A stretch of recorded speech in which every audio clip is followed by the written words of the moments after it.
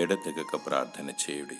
1 తెస్సలోనికయ 5:17 సమయం దొరికినప్పుడల్లా ప్రార్థించాలి. ప్రార్థనలో కృతజ్ఞత, స్తుతి మరియు విజ్ఞాపన ఉండాలి. మొదటిగా ప్రార్థనలో ప్రభువైన యేసుక్రీస్తును స్తుతించి, ఆరాధించి, కొనియాడి ఆయన నామమును గొప్ప చేయాలి. రెండవది, ఇతరుల కొరకు ప్రార్థించాలి. సర్వ ప్రజలు నశించిపోకుండా రక్షించబడులాగిన ప్రార్థించాలి. మన దేశ నాయకుల కొరకు ప్రార్థించాలి. అనాథులు, వృద్ధులు, వ్యాధిగ్రస్తులు అందరూ ఆదరించబడులాగిన మరియు స్వస్థత కొరకు ప్రార్థించాలి.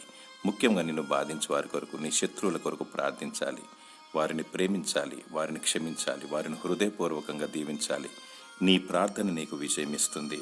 కన్నీటి ప్రార్థన, ఉపవాస ప్రార్థన, ఎడతెగక ప్రార్థించాలి. నీ గదిలోనికి వెళ్ళి మోకాళ్ళుండి నీ హృదయాన్ని కుమ్మరించి వేకువజామునే లేచి ప్రార్థించాలి. చివరిగా నీ పిల్లల కొరకు, నీ భార్య లేక నీ భర్త కొరకు ప్రార్థించాలి. దేవుడు నమ్మదగిన వాడు, తప్పక నీ మొరను ఆలకిస్తాడు. దేవుడు నిన్ను దీవించి ఆశీర్వదించునుగాక. ఆమేన్.